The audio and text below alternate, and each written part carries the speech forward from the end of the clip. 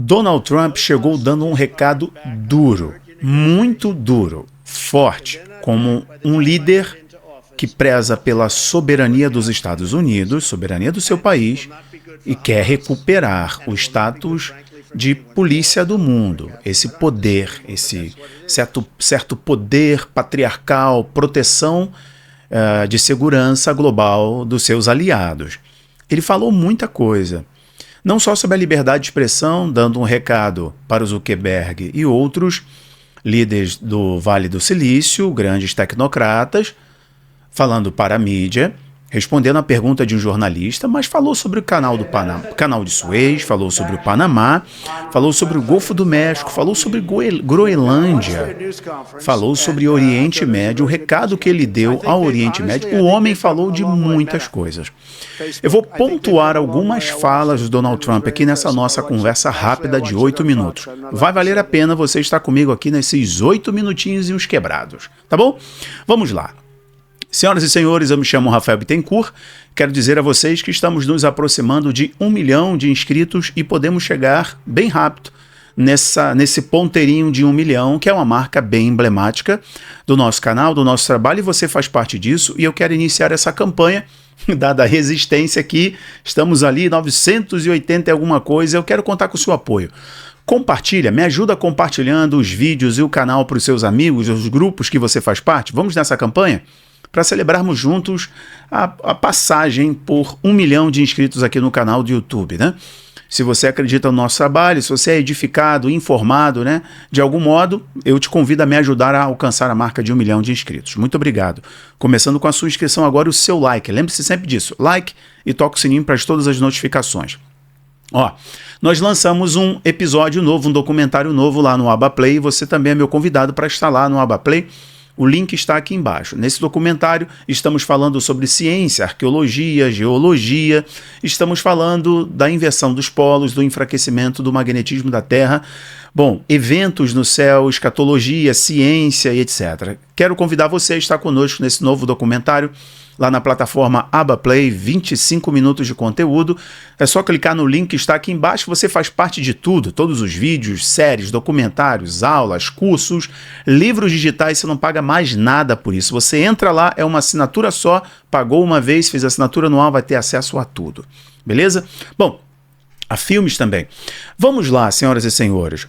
Eu vou começar por alguns pontos que eu notei e julgo ser relevantes. O primeiro ponto que eu coloco é esse daí, sobre a mudança de postura anunciada pelo Zuckerberg, que está em linha, né, dando continuidade ao vídeo anterior. Ele é perguntado, aí você está assistindo, está lendo a legenda, sobre a entrevista, na verdade, o comunicado que o Zuckerberg fez, né, o diretor executivo do Meta. E ele disse o seguinte, o repórter, você acha que ele fez isso por causa, temendo as suas declarações sobre o que você ia fazer com que aqueles que censuraram as pessoas lá em 2016, inclusive o senhor? E ele diz assim, sim, como quem diz. Também, ele fez isso porque depois que nós tivemos uma conversa, ele percebeu. Ou seja, ele temeu o que iria acontecer com ele. Na verdade, não é de hoje que o Zuckerberg está sofrendo uma pressão não só do Congresso americano, da própria sociedade, etc. Ele percebeu o rumo, a guinada que o mundo vai dar. Tanto que o CEO do UFC, que é um evento, assim, basicamente de conservadores americanos, né? O Zuckerberg convidou o Dana White, CEO do UFC, para fazer parte como conselheiro do Meta, alguma coisa assim, né? Uma coisa que eu gosto do Donald Trump é isso, ele não mede as palavras para mostrar que ele tem autoridade.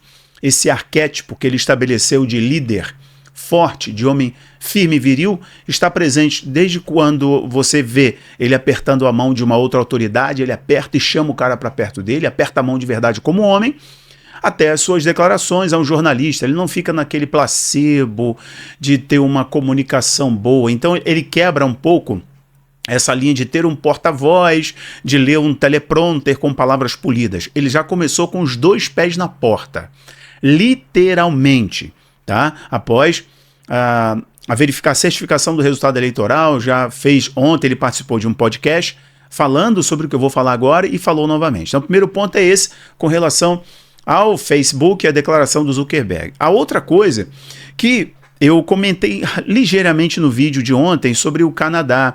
A renúncia do primeiro-ministro canadense, né, o filhotinho de Fidel, o Justin Trudeau, a revoar, ele disse que vai renunciar ao cargo de presidente do Partido Liberal, Partido de Esquerda, e também disse que vai renunciar ao cargo de primeiro-ministro. Então o Trudeau está dando adeus à sua carreira pública por hora, né? E o próprio Trudeau teve uma conversa com o Donald Trump. E o Donald Trump disse ontem em um podcast, voltou a reafirmar em uma comunicação oficial com a imprensa, né, jornalistas, de que o Canadá deveria ser um estado pertencente aos Estados Unidos. Deve fazer parte dos Estados Unidos. Lembrando a você, lógica, e aproveitar esse momento frágil da política do Canadá, e a esquerda está ruindo, né? A outra coisa interessante, que o Trump já vem falando, que falou na campanha, disse que vai fazer, agora ele falou rasgado na questão da deportação, e ele tem falado que, inclusive, que o México está disposto a receber os imigrantes ilegais diante do processo de deportação em massa. Então o México está disposto a receber. Ele falou, inclusive, que o México está sendo governado por cartéis e organizações criminosas. Um outro ponto aqui, ao que ele defendeu na sua campanha, um outro ponto aqui é que, conectado com o México, também ao Canadá e outros países, ele disse que não só o México, o Canadá, não só a China, não só o Brasil, mas os países que não cederem as suas tarifas para os produtos norte-americanos, ele também vai entrar em uma guerra cambial, uma guerra alfandegária com estes países, ou seja, vai ter sanção econômica não, tarifação severa, ou seja, o protecionismo vai comer solto, ele vai proteger a produção americana, a indústria norte-americana. Agora um ponto aqui que eu falo para vocês, que é importante, eu deixo o último, mais importante para o final, que envolve o Oriente Médio. Ele chegou a falar sobre a Groenlândia. Em determinado momento, ele falou assim, olha, a Groenlândia precisa entrar em um acordo maior com os Estados Unidos. Precisa, a partir de agora, estar em uma aliança maior com os Estados Unidos. Tanto que o filho do Donald Trump está na Groenlândia, né? Está na Groenlândia para poder discutir questão comercial. E por que a Groenlândia é importante para os Estados Unidos? Não só para os Estados Unidos, mas para a Rússia, para a China, principalmente para este último. Havia um projeto já encaminhado de infraestrutura do Belt and Road, do Cinturão em Rota, que a China estrategicamente ela cria a dependência do país local, né, para poder sugar dali as coisas mais importantes que mantém a sua mola industrial econômica, que é commodities, basicamente. Mas o que ela faz? Ela financia portos, aeroportos e infraestrutura. Essa é a estratégia da China. Ela domina a geração de energia, exploração de minério, terras raras, etc. Né? Fez assim com a Argentina, fez assim com o Chile, com o Paraguai, com o Uruguai e com o Brasil. Principalmente agora, com a conveniência do governo de esquerda, mas o governo anterior também. A gente tem que ser justo. Fez isso na África, no Oriente Médio, mas agora especificamente na Ásia, mas agora especificamente falando da Groenlândia, havia um contrato já quase que encaminhando para assinatura da Groenlândia, que seria a maior ilha do mundo. Se a Austrália fosse considerada um continente, a Groenlândia seria a maior ilha do mundo. A China tinha um projeto lá de construir aeroportos. E esse projeto estava muito encaminhado. Não só este, mas a China está mais presente na Groenlândia. Por causa de quê? Por causa de platina, por causa de ouro, por causa de diamante e também por causa de terras raras. A China é o maior exportador mundial de terras raras. O mundo depende dos terras raras que são refinados na China. Então a China não tem mais em seu solo muita produção, extração de terras raras, mas ela faz isso nos outros países que ela criou esse vínculo de dependência econômica, financiando a infraestrutura desses países através do Banco Nacional Chinês, né? Estratégia de dominação. Correto, pessoal? Na Groenlândia não era diferente. A Groenlândia pertence à Dinamarca. Se não falha a minha memória, é isso? Pertence à Dinamarca, é isso mesmo. Muita informação. E há um processo já de longa data, por causa desse distanciamento do governo Biden, por causa da questão climática, né? A China aproveitou essa lacuna. Não existe espaço vazio, sempre vai ser aproveitado, vai ser preenchido. E havia uma maior aproximação da Groenlândia com a China, estrategicamente. E aí os Estados Unidos, o Trump já chega com, de novo, os 2 pés na porta. De novo, expressão faca na caveira, dizendo que a Groenlândia deveria ser anexada aos Estados Unidos. Assim como ele jogou com o Canadá, ele está jogando com a Groenlândia. Por quê? Os Estados Unidos vão começar um movimento, anote aí, para a independência da Groenlândia.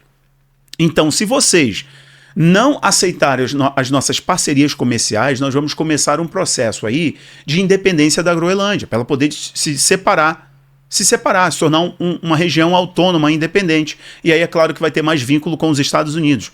Se não fizer assim, nós não vamos aceitar a maior aproximação com a China. Está visando o quê? Terras raras, minério, está visando platina, está visando ouro, está visando diamante, e uma questão também de estratégia, da posição que a ilha está. Dado agora o ciclo 25, o ciclo solar 25, ou seja, o planeta vai estar mais quente, significa que neste momento a questão climática vai favorecer a maior exploração de petróleo, a maior exploração de gás, a maior exploração de minério, principalmente de terras raras ali. Produzir aeronaves, produzir smartphone, computadores, carros elétricos, depende das terras raras. Groenlândia é uma grande fonte. Brasil também, né? Brasil também, mas quem está com as suas patas fétidas aqui, eu não preciso falar. Então essa questão da Groenlândia é bem importante, por estratégia e questão econômica, e de novo o Trump está fazendo pressão. Deixa eu falar da última coisa aqui, e o Trump falou que quer mudar o nome de Golfo do México para Golfo das Américas, falou sobre Panamá e falou sobre Canal de Suez, mas principalmente falou sobre Panamá, né? Da importância que o Panamá tem para a economia norte-americana e para a questão da soberania dos Estados Unidos. Mas vamos falar de uma coisa. O Trump disse algo, eu vou colocar para vocês o vídeo aí, não vai ter áudio, vai ser só a legenda e vocês vão ler comigo. Ele está falando o seguinte, sobre o Oriente Médio. Ele está falando que vai acontecer um inferno no Oriente Médio se os reféns não forem liberados. Ele falou isso ao lado do comissário especial para os acordos de paz dos Estados Unidos, o enviado especial dos Estados Unidos para o acordo de liberação de reféns de Israel, que estão ainda sob posse os extremistas do Hamas. Ele dando um recado do lado do enviado especial, dizendo, vai ter um inferno real. Ou seja, o bicho vai pegar se os reféns não forem liberados antes de eu assumir. E aí um repórter, em determinado momento, pergunta para ele, olha, falando sobre o Panamá, falando sobre o Golfo do México, falando sobre Groenlândia, etc., você garante que essas negociações vão ocorrer sem a força militar, sem guerra? Ele falou, não. Ele está dizendo o seguinte, se for necessário, eu vou fazer guerra. Se for necessário, eu vou botar a tropa na rua. Ele está dando um recado duro, esse é o jeitão do Trump negociar, bate na mesa, xinga a mãe, depois pega o telefone e negocia. Esse é o jeitão dele. E se ocorrer, como ocorreu nos 4 anos que ele foi presidente, o mundo vai entrar aí numa clareza. Tem um líder forte, há um líder forte, né? Então, voltando à questão do Oriente Médio, ele deu um recado para todos os grupos extremos ali do Oriente Médio, dizendo o seguinte, olha só, vai ter um inferno no Oriente Médio se eles não acatarem o que eu estou dizendo, principalmente no que se refere à liberação dos reféns. Tanto que, no dia de ontem, o Irã já começou um treinamento próximo às suas refinarias de urânio. Ou seja, as suas unidades militares, onde supostamente ele está melhorando o urânio para produzir sua arma de destruição em massa. O Irã fez uma exibição pública de treinamento, dizendo, olha, se Israel tiver autorização dos Estados Unidos para atacar as nossas usinas, né, nucleares, ou os Estados Unidos, nós estamos preparados. Agora, todo mundo vai começar a correr, inclusive o próprio Catar, que é o banco desse negócio. E a negociação para a liberação dos reféns está ocorrendo agora no Catar, segundo portais israelenses. Pessoal, eu passei aí dos 8 minutos, peço desculpas a vocês, mas foram muitos pontos e outros que nem vai dar tempo de abordar aqui. Bom, seguinte, link do Abaplay aqui embaixo, aproveita e faça parte. Meu muito obrigado, que o Eterno te abençoe, rumo a 1 milhão de inscritos, eu conto com seu apoio.